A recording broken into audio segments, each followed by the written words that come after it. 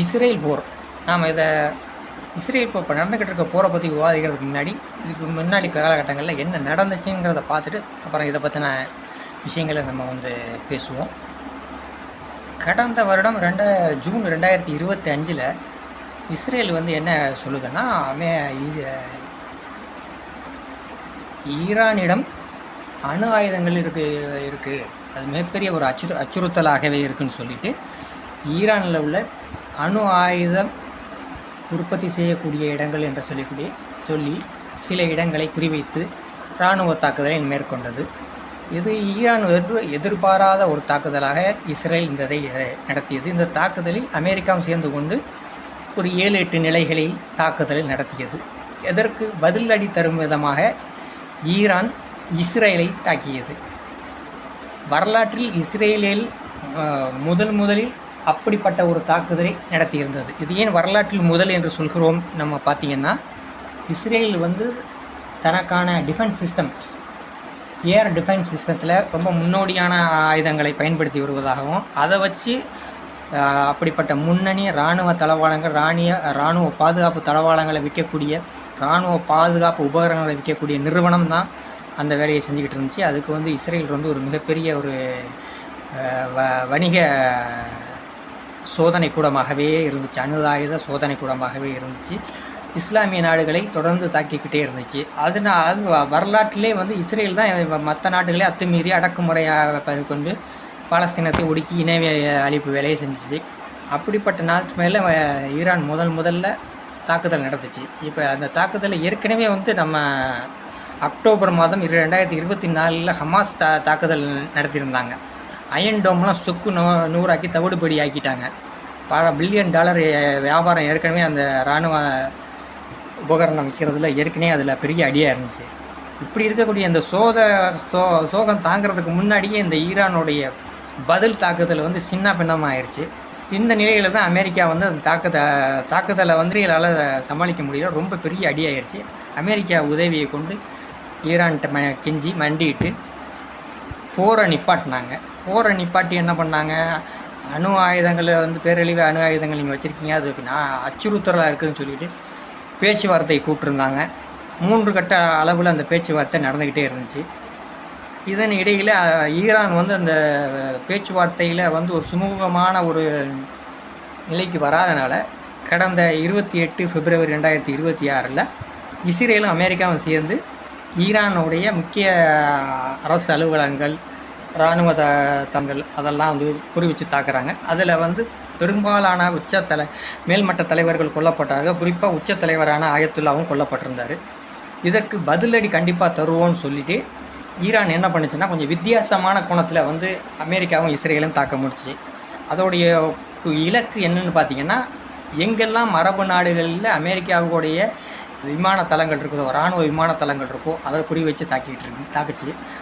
Saudi அரேபியாவாக இருக்கட்டும், குவைத்தாக இருக்கட்டும், பஹ்ரைனாக இருக்கட்டும், கத்தாராக இருக்கட்டும், ஓமனாக இருக்கட்டும், UAEயாக இருக்கட்டும், இந்த மாதிரி முக்கியமான அந்த நாடுகள் எல்லாம் அமெரிக்காவோடைய இருக்கக்கூடிய இராணுவ தளவாடங்களை தாக்குச்சு. அது சொல்லும் போதே சொல்லிச்சு, எங்களுடைய இலக்கு இராணுவ தளங்கள் அமெரிக்கா அதை மட்டும்தான், அண்டை நாடுகளில் யார் மேலே எங்கள் மீது கோபம் இல்லைன்னு சொல்லி தான் ஆரம்பிச்சிச்சு. அரபு நாடுகளும் திரும்ப அவங்களுக்கும் ஒரு இதை என்ன சொல்லுவாங்க, ஒரு ஒப்புக்கு சொல்லுவாங்கள்ல, அது மாதிரியே நாங்கள் எங்களுடைய வான்பரப்புகளை பயன்படுத்த விட மாட்டோம் அப்படின்லாம் முன்னாடிலாம் அறிவித்தாங்க. அப்படி இருந்த போதிலும் இந்த இராணுவ தளங்களை அரபு நாடுகளில் இருக்கக்கூடிய இராணுவ தளங்களை மையமாக வச்சு தான் விமானங்கள் மூலமாக இஸ்ரேலை பிப்ரவரி அன்று தாக்குச்சு. இந்த இதில் முதல்ல அந்த பள்ளிகளில் தாக்கப்பட்டு 168 பேர் மாணவிகள் இறந்து போயிட்டாங்க. இதை தொடர்ந்து பதிலடி கொடுக்கும் விதமாக அமெரிக்காவுடைய பொருளாதாரத்துக்கு எங்கெல்லாம் உறுதுணையாக இருக்கக்கூடிய நாடுகள், அவங்களுக்கான வரக்கூடிய கொலாபரேஷனில் இருக்கக்கூடிய இலக்குகளை எல்லாம் பார்த்து குறிவித்து தாக்கப்பட்டது. சவுதி அரேபியாவில் இருக்கக்கூடிய எண்ணெய்கள், அராம்கான்னு சொல்லக்கூடியது, கத்தாரில் இருக்கக்கூடிய எண்ணெய்கள், அங்கெல்லாம் அதிகப்படியான எண்ணெய்கள் அமெரிக்கா நேரடியாக தான் முதலீடு செஞ்சுருக்குது. அவங்களோட வணிகத்தை தாக்கணுங்கிற முற்பட்டு தாக்கணுண்டு அந்த இதை தாக்குச்சு. முதல் தாக்குதலே அது தன்னுடைய சவுதி அரேபியா தன்னுடைய உற்பத்தியை நிறுத்திருச்சு. ரெண்டாவதாக கத்தாரும் உற்பத்தியை நிறுத்திருச்சு.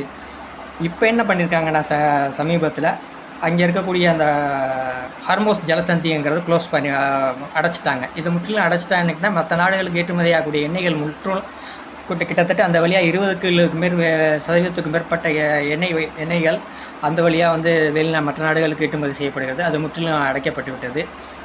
அப்படி இருக்கும்போது இப்போ பொருளாதாரம் ரொம்ப வந்து ஒரு மந்த நிலைக்கு போகக்கூடிய சர்வதேச பொருளாதாரமாக இருக்கட்டும், இல்லை அமெரிக்கா சார்ந்த பொருளாதாரம் மந்த நிலைக்கு போகக்கூடிய நிலையில் தான் இருக்குது. தொடர்ந்து வந்து இஸ்ரேலும் அமெரிக்காவும் சேர்ந்து யாரெல்லாம் வந்து ஈரானுக்கு ஆதரவாக இருக்கிறார்களோ, ஹிஸ்புல்லாவாக இருக்கட்டும், அது லெபனானாக இருக்கட்டும், இங்கே இருக்கக்கூடிய ஓமனாக இருக்கும், அவங்களாம் அந்த நிலையிலே தொடர்ந்து தாக்கிக்கிட்டே இருந்துச்சு. அரபுகள் கடைசியில் பார்த்திங்கன்னா அந்த அடியில் அரபு நாட்டுடைய பல பகுதிகளுக்கெல்லாம் நல்ல சரியான அடி. யூஏஇக்கெலாம் நிலை குறைஞ்சு போயிடுச்சு. அரபு நாடுகள் எல்லாமே எப்படி முடிவுக்கு வந்துட்டாங்கன்னா, அமெரிக்கா இனி நம்பரில் எந்த பிரயோஜனம் இல்லை அப்படிங்கிற நிலைமைக்கு வந்துட்டாங்க. என்னுடைய கேள்வி என்னென்னு கேட்டிங்கன்னா, ரொம்ப வந்து சிம்பிளான கேள்வி தான். இந்த அமெரிக்காவுக்கும் இஸ்ரேலுக்கும் யார் இந்த அதிகாரத்தை கொடுத்தது? உலகத்தில் இருக்கக்கூடிய நீங்கள் சொல்கிறீங்க ஈரானில் அணு ஆயுதம் இருக்குது, அது பல அச்சுறுத்தலாக இருக்குதுன்னு சொல்கிறீங்க. யார் அச்சுறுத்துச்சு? எங்களுடைய முதல் கேள்வி அதுதான். எந்த நாட்டை அச்சுறுத்துச்சு? அணு ஆயுதத்தை போட்டுருவேன், நாட்டை கூடன்னு கைப்பற்றுச்சா, இல்லை நாடு பிடிச்சிச்சா? அப்படி எந்த வேலை இன்ன வரைக்கும் செய்யலை. நீங்கள் கேப்மாத்தனம் முல்லாமைத்தனம் முடிச்ச பணத்தனம் பண்ணுறதுக்கு, உங்களுடைய வணிக பொருளாதாரத்தை நீங்கள் வந்து கட்டமைச்சிக்கிறதுக்கும், உங்களுடைய பொருளாதாரத்தை மேம்படுத்திக்கிறதுக்கும், நான் உங்களுடைய இராணுவ தளவாளங்களை இங்கே நிறுவுறதுக்குமாகவே இஸ்லாமிய நாடுகளை நீங்கள் குறி வச்சு வந்து இது மாதிரியான வேலைகள் கேட்கமாட்டான வேலைகளை பண்ணிக்கிட்டு இருக்கிறீங்க.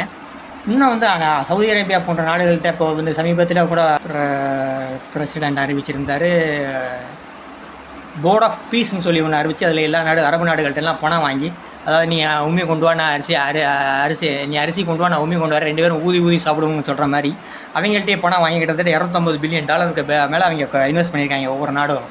அவங்கள்ட்டே அவங்களுடைய பாதுகாப்புக்கு நாங்கள் கேரண்டின்னு சொல்லி எல்லா இராணுவ உபகரணங்களையும் இங்கே வச்சு உங்களை பாதுகாக்கிறேன்னு சொல்லி, இப்போ அந்த பாதுகாப்பு அம்சம் எங்கேன்னு கேட்குது அரபு நாடுகளுக்கு. இப்போ தான் அது உரைக்குதா? நீங்கள் எதிர்காலத்தில் இது வந்து இந்த வரலாற்றிலேருந்து பாடம் கற்பிக்குமாங்கிறது தான் ஒரு கேள்வி நமக்கு. ஏன்னா நம்ம தொடர்ந்து இப்படி அரபு நாடுகளை வந்து சுரண்டுற வேலையும் வஞ்சிக்கிற வேலையுமாவே அந்த அமெரிக்கா போன்ற இந்த நாடுகள் செஞ்சுக்கிட்டு இருக்குது. அமெரிக்கா ஆதரவு நாடுகளும் செஞ்சுக்கிட்டு இருந்துச்சு. இப்போ தான் அதுக்கு வந்து நறுக்குன்னு ஒரு கொட்டு வச்ச மாதிரி. இப்போ இனிமேல் வந்து உங்களுடைய இப்போ சமீபத்தில் அரபு நாடுகள்லாம் சேர்ந்துருக்கு, உங்கள்கிட்ட நாங்கள் கொடுக்குற இன்வெஸ்ட்மெண்ட் 2 ட்ரில்லியன் 2லேருந்து 6 ட்ரில்லியன் இன்வெஸ்ட்மெண்ட்டை நாங்கள் வந்து திரும்ப பெறுறோம் அப்படிங்கிற சொல்கிற அளவுக்கு போயிடுச்சு. இதனால் பார்த்திங்கன்னா ட்ரம்ப்புக்கு சர்வதேச அளவில் வந்து மிகப்பெரிய எதிர்ப்பு. போரை நிறுத்தணும்னு சொல்லி எல்லா நாடுகளுடைய பாராளுமன்றத்துலையும் ஸ்பெயினில் சொல்கிறாங்க, ஈராக்கில் சொல்கிறாங்க, யூகேயில் சொல்கிறாங்க, இன்னும் வந்து இஸ்ரேலில் கூட அதை பற்றி விவாதிச்சிருக்காங்க, அமெரிக்காவில் விவாதிச்சிருக்கிறாங்க. எல்லா நாடுகளையும் அந்த போருக்கு வந்து நீங்கள் ட்ரம்ப் வந்து தன்னுடைய சொந்த முடிவை எடுத்துட்டார், எதையுமே விமானிக்கலன்னு சொல்லியிருக்காங்க. இப்போ தான் வந்து ஐக்கிய நாட்டு பாதுகாப்பு கவுன்சிலு திறக்குது. நீங்கள் யாரை கேட்டு முடிவு எடுத்தீங்கன்னு. ஸோ இந்த மாதிரி பாதுகாப்பு கவுன்சிலாம் எந்த நோக்கத்துக்காக உருவாக்கப்பட்டதோ அந்த நோக்கத்துக்காக செயல்படுதாங்கிறதே ஒரு கேள்விக்குறியாக தான் இருக்குது. அது யாருக்காக செயல்படுதுங்கிறது இன்னும் அதோட பெரிய ஒரு கேள்விக்குறியாக இருக்கிறது. என்னுடைய பார்வையில் இந்த போர் நிலையிலிருந்து இனிமேலாவது அரபுகள் பாடம் கற்பிக்குமா? அமெரிக்கா போன்ற இந்த சர்வதிகார ஏகாதிபத்திய நோக்கம் கொண்ட எண்ணம் கொண்ட நாடுகளிலிருந்து விலகி இருந்து உங்களுக்கென்று ஒரு தனி கட்டமைப்பை உருவாக்குங்கள் தான் சொல்கிறோம். இங்கே அரபு நாடுகள்லாம் எண்ணெய் வியாபாரம் செய்யக்கூடிய நாடுகள்லாம் ஒரு அமைப்பு வச்சுருக்கிறீங்க. அந்த நாட்டுக்குன்னு ஒரு நாணயத்தை நீங்கள் இன்ன வரைக்கும் உருவாக்கலை. அந்தளவு உங்களுடைய மூளை மங்கி இருக்கிறது. ஒவ்வொரு நாட்டுக்கும் ஒரு அமெரிக்காவுடைய டாலர் வேல்யூவை அவங்க தான் நிர்ணயிக்கிற அளவில் இருக்கிறாங்க. உங்களுக்கான சிந்திக்கக்கூடிய திறன் இல்லை. அந்த நம்மளுடைய சமீபத்தில் மரணித்த ஈரானிய தலைவர் கூட சொல்லுவார், உம்மாவிடமிருந்து ஒற்றுமை இல்லை என்று சொல்லிக்கிட்டே இருப்பார். அவருடைய பேச்சு ஒவ்வொரு உரையிலும் சொல்லுவார். அது போன்ற அரபு நாடுகளும் ஒற்றுமையாக இருந்து, இஸ்லாமிய நாடுகளும் ஒற்றுமையாக இருந்து ஒரு தனி பெரும் சக்தியாக இருந்தால் மட்டுமே இது போன்ற ஏகாதிபத்திய சக்திகளை ஒடுக்க முடியும் என்பதில் மாற்று கருத்து இல்லை என்று